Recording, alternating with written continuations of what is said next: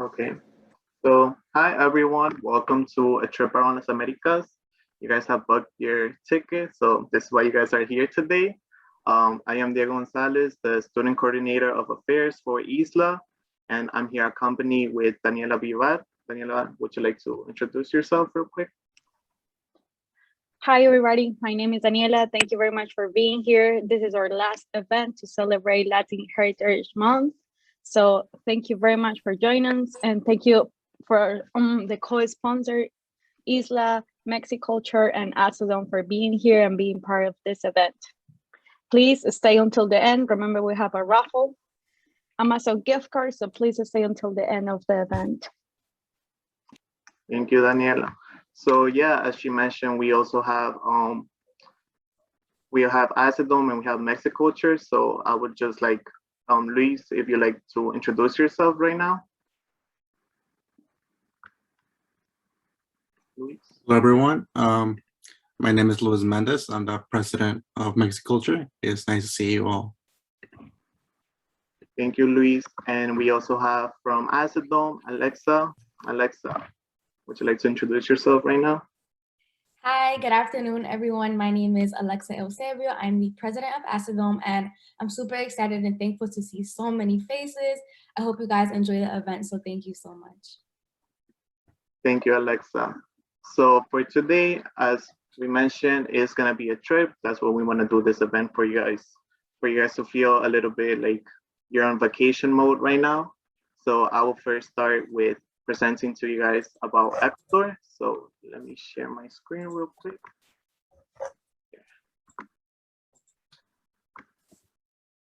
Okay.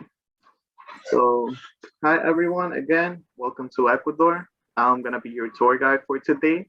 Now to begin, I will first like to talk to you guys about a little bit of history from Ecuador. If you guys aren't familiar where it is found in South America, and it's actually named after the equator, which is where the imaginary line, if you were to like split the world into two, goes through. Is independence is celebrated in August 10, which is El Día del Primer Grito de Independencia. And you could find 80 cities in the country, as also it was once part of La Gran Colombia. La Gran Colombia was Colombia, Venezuela, as also Panama, and that was around from 1819 to 1831 until the countries decided let's just split. Also, there was 1737 million people living in the country in 2019. Now, to continue, as I mentioned, there are 24 provinces, and each of these provinces have their own flags, which I wanted to share with you guys right here. And you could see some of them have similarities on the colors, as also like the shapes of them, like, most of them being rectangular. Now to continue, here is Quito. Quito is actually la capital de Ecuador. You could find it it's 2,820 feet in the Andes Mountain, and is the capital. Also, it was given the award of Cultural Heritage of Humanity by UNESCO, which is the United Nations Educational, Scientific, and Cultural Organization. And here you can see Chimborazo, which was a volcano that now is just asleep and it doesn't erupt anymore. And this is where the president lives, as also this is where you find where the middle of the world line goes through. Now to continue, here is La Basílica del Voto Nacional. It took about 30 years to build La Basílica, and Emilio Tariel was the architect for this basilica. And also, just to mention, if you go up, I think roughly it's like $2 for you to pay for you to be able to go up. You get a nice view of the city. As also, if you are afraid of heights, I would not recommend it because like the stairs start to get a little bit steep. I personally have been there, but it is a nice place for you to go and see a view of the city as well.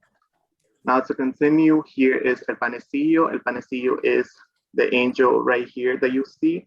It is the Virgin Mary, and it actually was created in 1979. and it divides the city from the north to the south. And something interesting that I found when doing my research for this was that an anthropologist mentioned how the how the Mary, like the Virgin Mary, is looking up to the north, which is where it's more modernized compared to the south, which is where the poor area of the city you will find. So I kind of found that interesting. To continue now, I'm gonna be speaking to you guys about La Mitad del Mundo. It is actually 300 meters without including the globe right here, the world that you find on top. And here you find a weaker gravitational pull, since this is where that line, imaginary line, goes through. And the city that you find around this area is supposed to represent the traditional colonial Spanish Spanish houses that they will live in. And also, this is where the name of Ecuador comes from the equator. And it's actually misplaced. This is now where the imaginary line goes through. It's 240 meters away from where it actually is supposed to be at.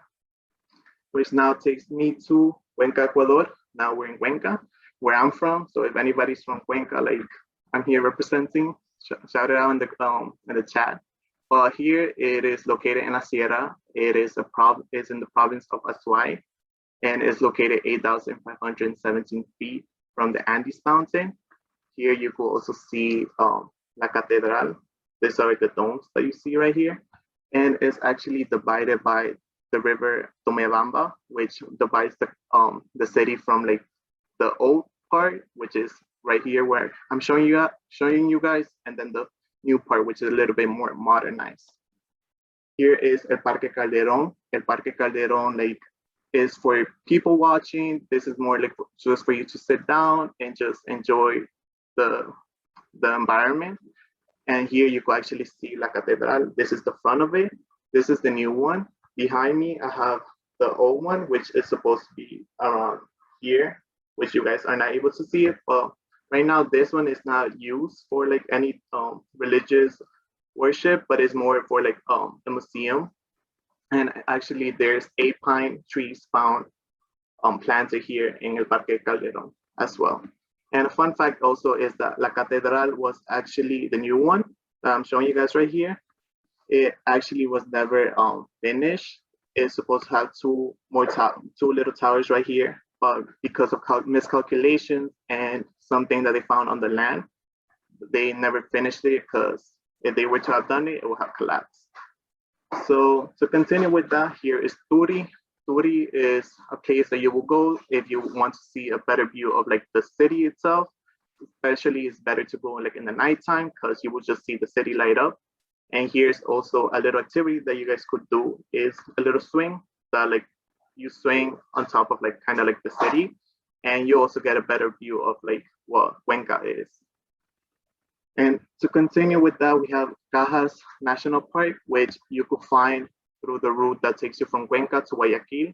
And you could find 786 lakes here. And here you find llamas, which, you know, everybody likes llamas. And this is where Tomebamba and Yanuncay, those 2 rivers, are born, and they go down to Cuenca. Now here we're now in La Costa. This is where, like, you know, like you will go if you want to go to like the beach or just a little bit more warmer weather.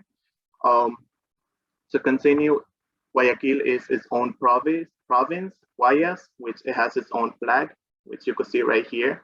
And here is a monument that is there for Simón Bolívar. And then the flags right here are from the countries that he helped liberate. Now, to continue with that, we have El Malecón 2000 because that was the year that it was like open for the public.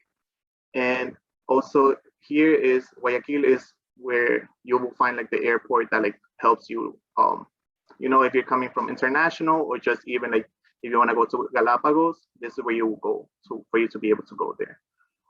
And as you walk down this Malecón, eventually you will get to Las Peñas, which is an old neighborhood that you will find here in Guayaquil, which is 400 years old, and there's 444 steps that you will go up to, And then when you get to the end, you'll find a lighthouse where you get a better view of Guayaquil.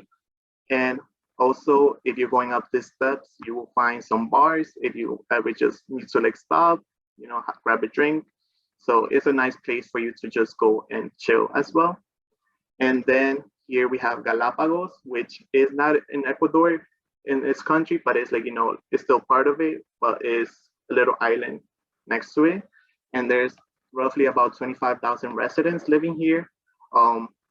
Here's where Charles Darwin visited in 1835, and he wrote about evolution, the theory of evolution. But it was actually in 1535 where the island was first visited from Thomas de Belanga. He was a bishop from Panama, and he documented about the big tortoises that he found here. And it was now in the 16th century that the island comes out as the Insula de los Galapagos, which is the tortoises that you will find living in this area. And to continue, there's about 9,000 species that you will find living in this area. And here you can see the tortoises, the Galapagos penguins. So here's just to give you guys an idea of like the species that you'll find. And that is some places that, that you could visit in Ecuador. So now I just want to open it up to you guys. You guys could raise your hand or just on the chat, like which city would you like to visit in Ecuador from all the three that I mentioned, even Galapagos. So yeah, if you guys, you could just type it in right now in the chat as well. Galapagos for sure, yes. Now I just skip to my last slide. As you saw in my presentation, I didn't speak that much about the food, but you're always gonna be guaranteed good food. Here you can see some of the traditional foods that Ecuador has to provide.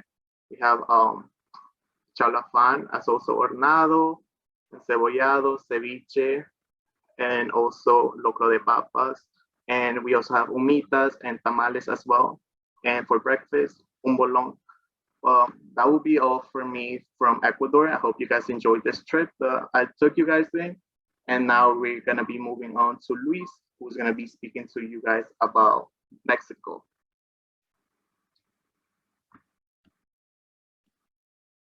Thank you very much, Diego. That was great. And I actually got hungry just looking at those delicious food. Sorry, I was having trouble loading the some page. Well, guys, I'll be sharing my screen right now.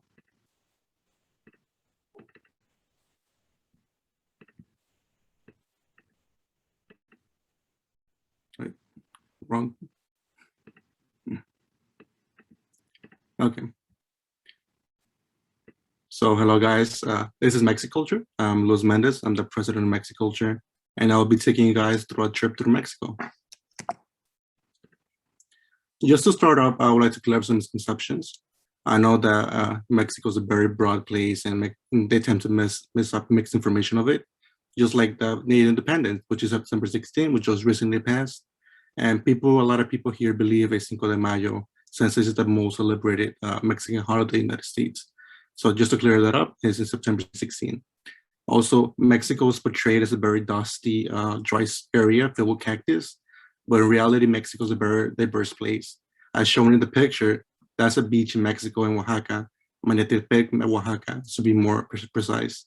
And that's just a bit of a beach, and that's just one example of the many places we have in Mexico, not just dusty and desert areas. Lastly, Mexico is not Central America nor South America, but it's North America. So there's that. For our independence, Mexico was once owned by New Spain, which was a colony. But then the native people got treated poorly and they got mad because of this. And they hold arms against them, and they did the Grito de Dolores, which is like a very powerful speech made by the guy called Dolores, and that initiated the war in Mexico. So our music. So our Mexican music is very diverse, and it starts with things like a cumbia, which is like this mixture.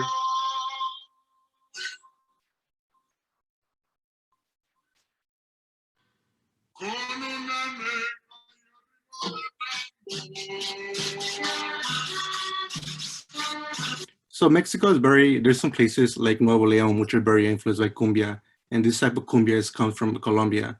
So this type of places, you'll see different people with different outfits, and they hold parties. And in these parties, they will dance this type of music, and they will dance in a very cool way and very funny way as well, which is shown here.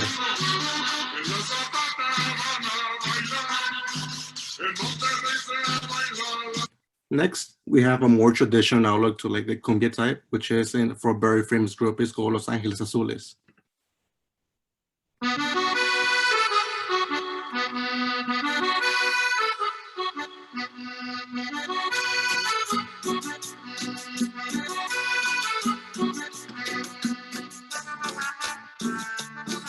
Now, this type of music is played a lot in parties, and I know for my own experience, whenever I go to a quinceañera or a boda, this is the music that we play a lot and we dance a lot, and I enjoy dancing this as well.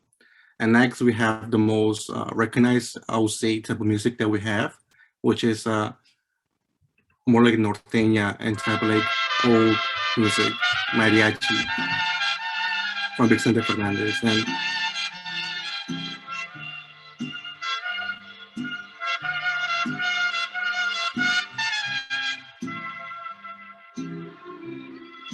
And whenever I really think about Mexican music, first thing that comes up to mind is Vicente Fernandez, which is a very big representation of the Mexican culture and just on when we are, and just the influence it has since it's has reached great masses. Next up, we have our traditions. Our traditions go from music to food to things like Alebrijes, Dia de la Rosca, and Dia de los Muertos, which is a very big event that happens in Mexico from November 1st to November 2nd, which is from November 1st is for the kids that die early on. And this day is for them to come into the graves and seek the things that their families left for them and just like remember them. November 2nd is for more the older people. So I have a video here to explain a little bit more on that. Skeletons, painted faces, and lots of sweet treats. No, it's not Halloween. It's Dia de los Muertos, or Day of the Dead. Day of the Dead is a holiday celebrated in Mexico and some parts of Latin America that honors and commemorates death. It combines indigenous rituals with the Catholic holidays of All Souls and All Saints' Day. It's believed that the spirits of the dead are allowed to visit their families on October 31st and leave on November 2nd. Candles and flowers line the cemeteries and streets to guide loved ones to their homes. During that time, families and friends prepare food, make altars, and decorate gravestones to pay respects to the deceased. Parades are held and children eat candies to celebrate the lives once lived.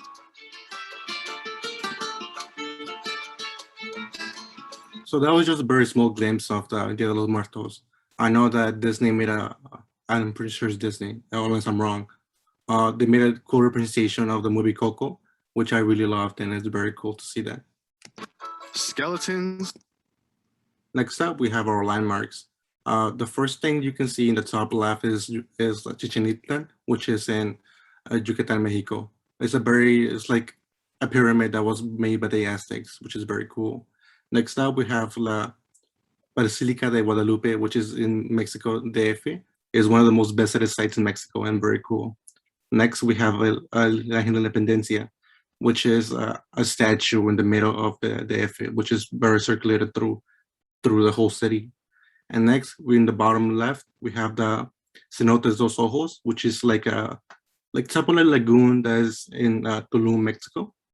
And next, we have El Popocatépetl. Popocatépetl is a volcano as well, which is very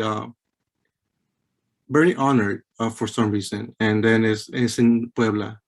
And my favorite of all of these is La Mujer Dormida. The Mujer Dormida has a very cool story behind it.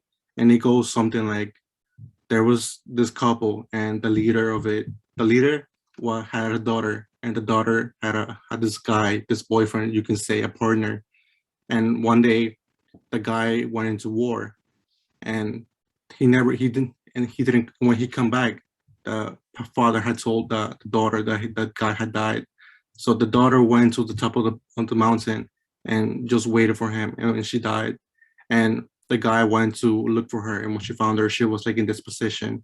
And that's the feature. That's the mountain has a very cool way that looks like a mujer dormida. So that's the story behind it. And this is advance the Mexican culture has done throughout the years as well. Dia de los Muertos and Loteria nights and stuff like that. And thank you all. If you guys have any questions, feel free to ask them. Thank you, Luis. Thank you very much. And I actually want to recommend the movie when you were talking about cumbia.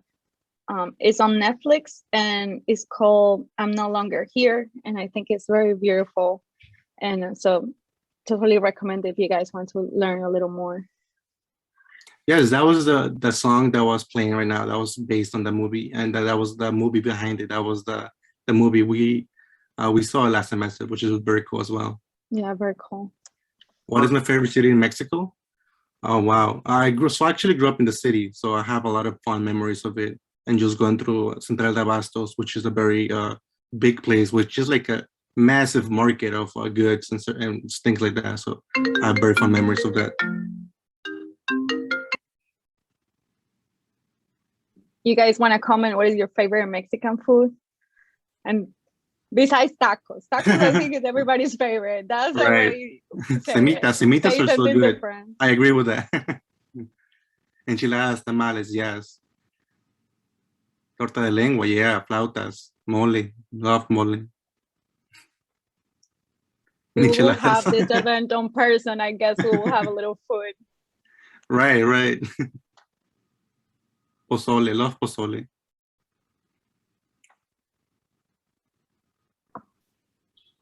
What about candies? Candy, oh wow. Candy is so broad in Mexico. I think from the people I've heard of, there's Mexican candy has a very limey, kind of spicy feeling to it, tasting as well. I don't know if people really are into it, but I like pelon. It's like one of my favorites. Yeah. It looks like a small corn. It looks like a small corn, yeah.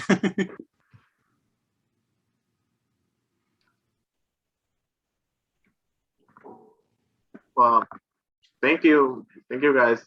Thank you, Luis. Also, like we're gonna go on a list on and just like the food of Mexico, as also like the candy as well. But we also have another place that we have to travel to. We're gonna go now to Alexa, which is gonna take us to Dominican Republic. So Alexa, whenever you're ready. Yes, I'm ready. Let me share my screen really quickly. 1 second.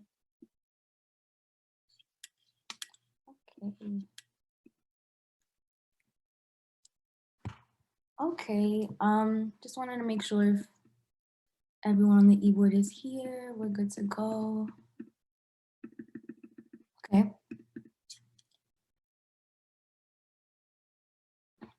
Okay, so I'm gonna start off. Hi everyone, my name is Alexa Eusebio, and I'm the president for ASADOM, the Estudiantil Association of Dominican Students here at Baruch College. And just to give you some history of what ASADOM is, ASADOM stands for Asociación Estudiantil Dominicana, and it was founded in 1992.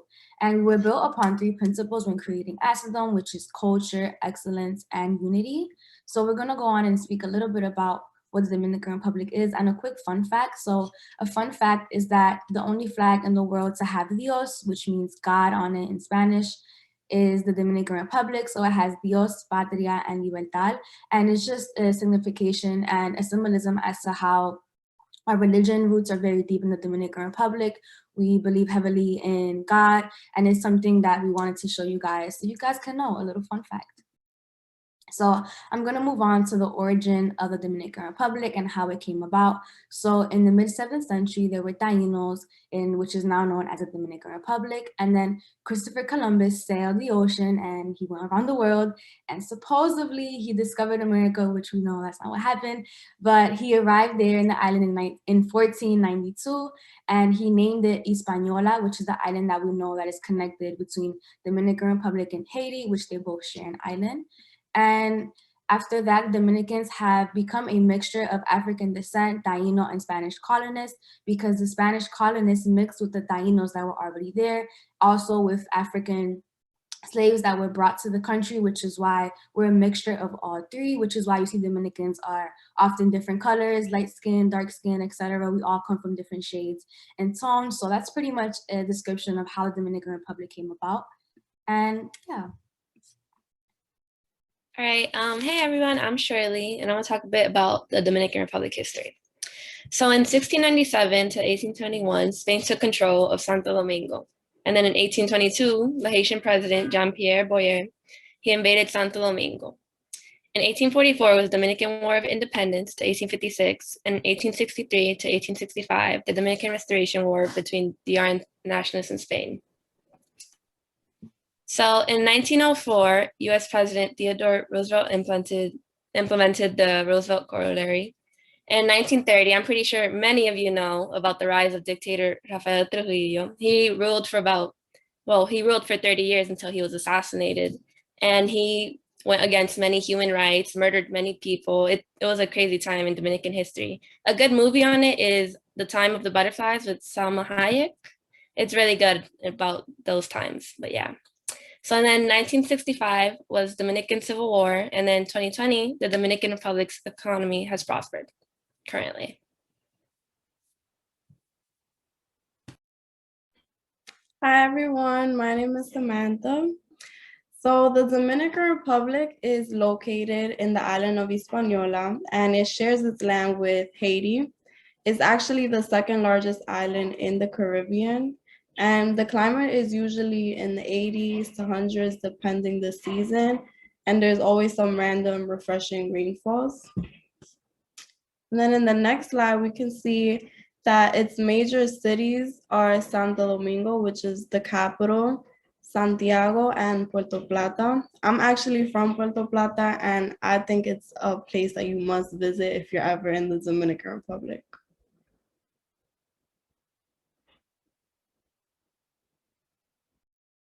Yeah, and just to add on to that, I think I'll go back. Oh, she's not letting me go back.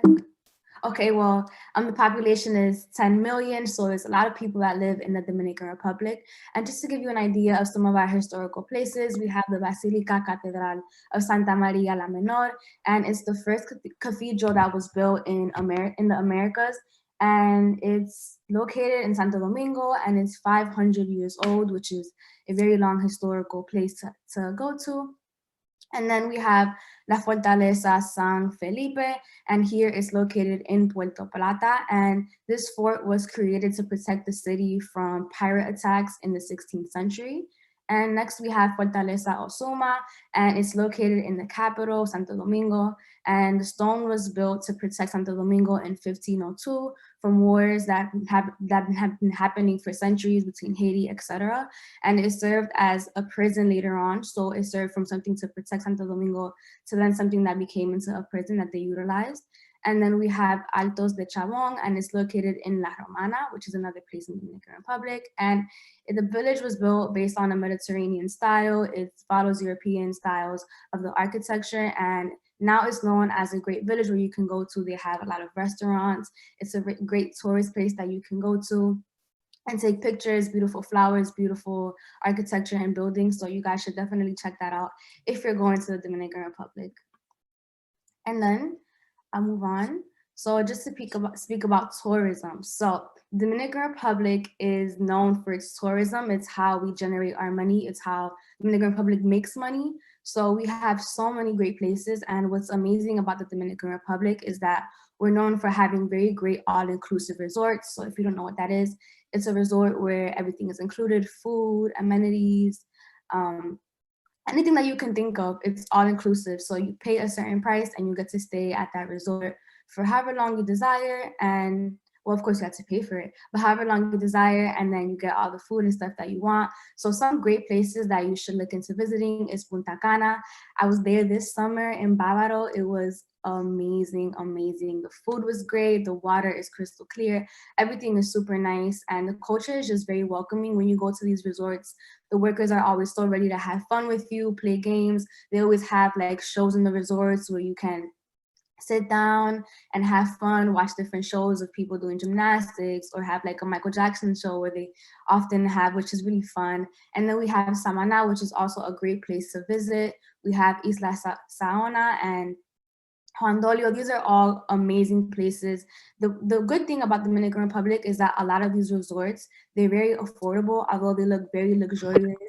They can range from about $100 to $200 per night, and you get all of this included. So it's a great vacation place. I think that's why many people want to visit the Dominican Republic, because it's something that is affordable and within people's price ranges. And you can also do so many fun things like swim with dolphins, parasailing, which I did in the summer. It was so fun. And yeah. Yeah. Oh, somebody want to say something? Oh, I think somebody unmuted by mistake. Okay. Let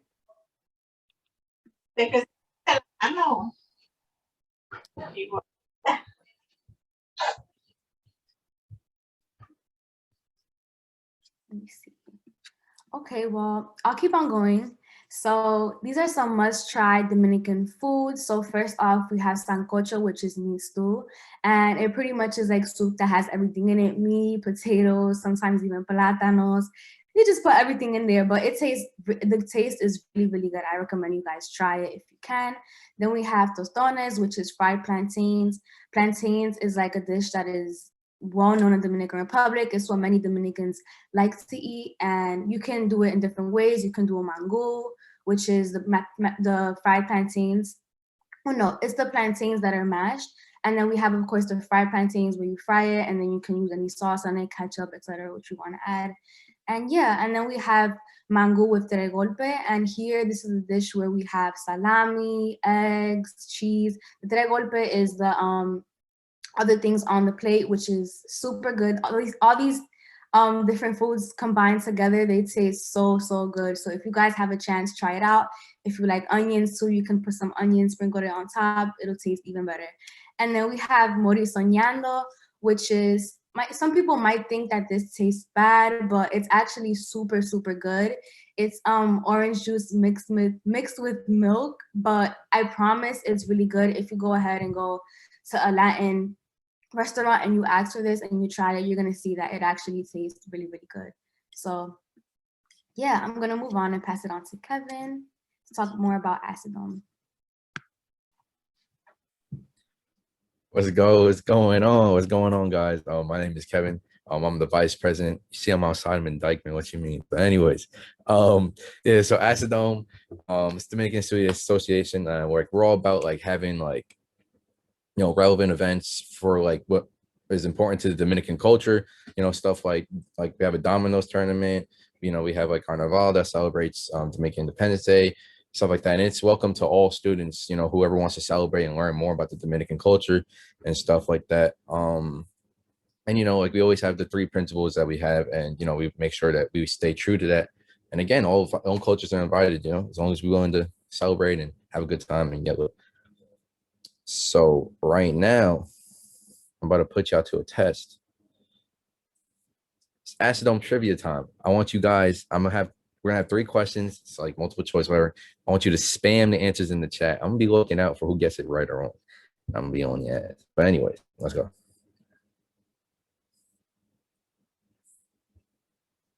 All right, what does Acidom stand for? First question. Sheesh. All right, I'm seeing all mostly right answers. Yeah, okay. Yeah, I was paying attention. Okay. It's like we grabbed your attention. I'm glad I didn't see a wrong answer there. All right, so we're doing good so far. Second question, where is the Dominican Republic located? There we go. Did I see one? No. Okay. Thought I saw a B. I was about to go crazy. Yeah, but okay.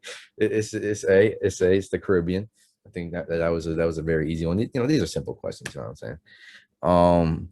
And then the third one, what is one signature dish of the Dominican Republic called?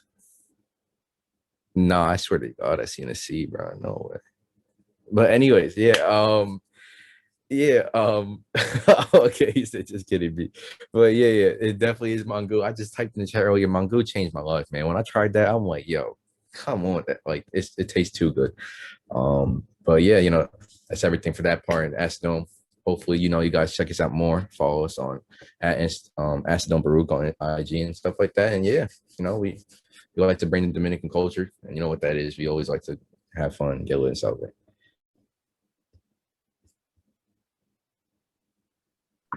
Thank you, Asadon.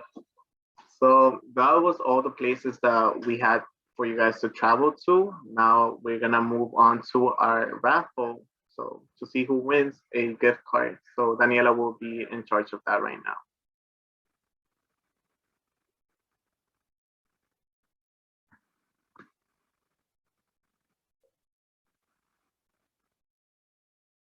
Okay, so we have all the names Okay, from there.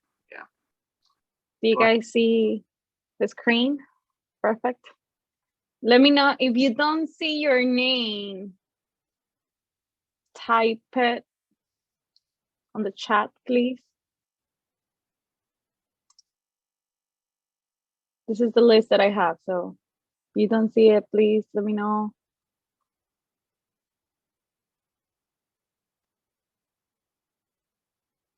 We're good to go? Okay.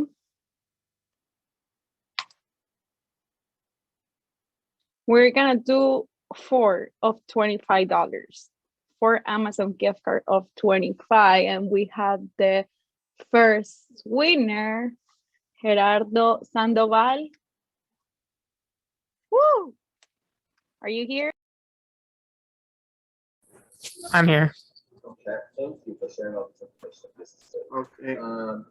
Gerardo, can you put your email on the chat so we will reach out to you?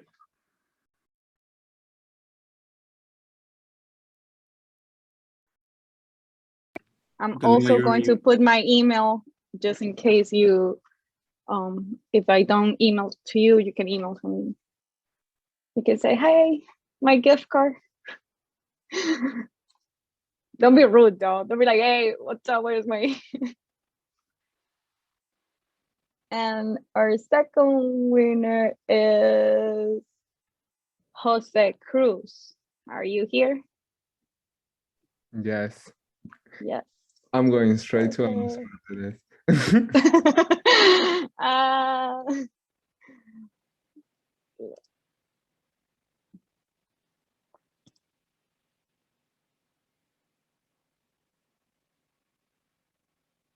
I know the other person was very tight.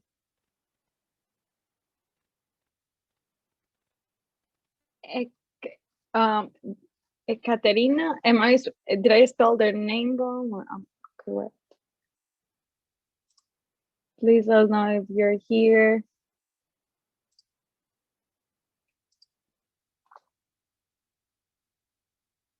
Ekaterina, are you here? Or did I spell their? Well, she looks like she's here. Not going once, going twice. Yes. If not, I will do it again. Yeah. 5, 4, 3, 2, 1. Okay, we're gonna pick another one first. It is what it is. And then we have Shirley Nicasio. Are you here? Yeah, I'm here. Okay. Oh, great. Wow, thank you. And for our last one, I'm gonna do a couple times.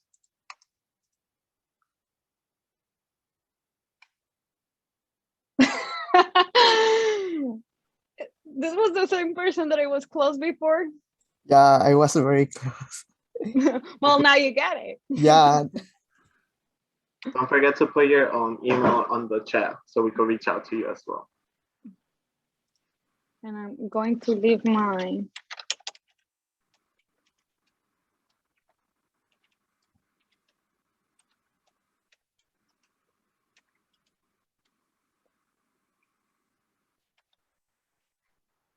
Well, thank you very much, guys, for joining us. I hope you have enjoyed. I hope you are excited. I hope you guys are looking forward to visit some of these wonderful places. Also, Try the food. mhm. Go And ahead, also, Diego. yeah, before we leave, let's just do a little Zoom photo so we could all have that here, that like we took this trip together. So just like as a little memory for this. So Daniela, if you could stop sharing the screen so we could just have everybody there. And if you guys could turn turn on your cameras real quick so we could at least have some people and not just names. Yeah, I'm gonna do 2 sets, okay? Look at that, everyone here, okay? So you guys ready? We're gonna do a little photo, please.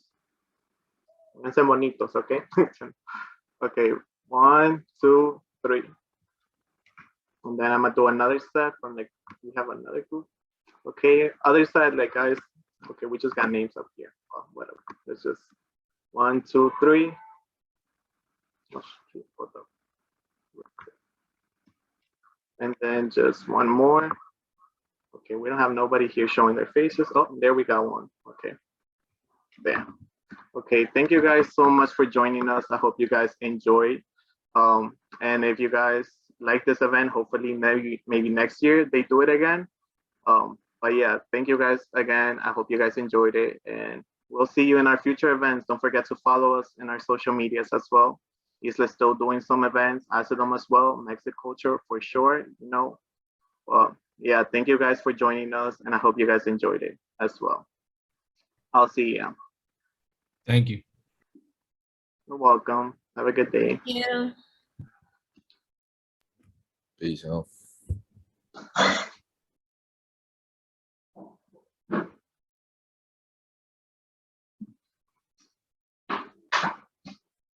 Oh, brother, I'm so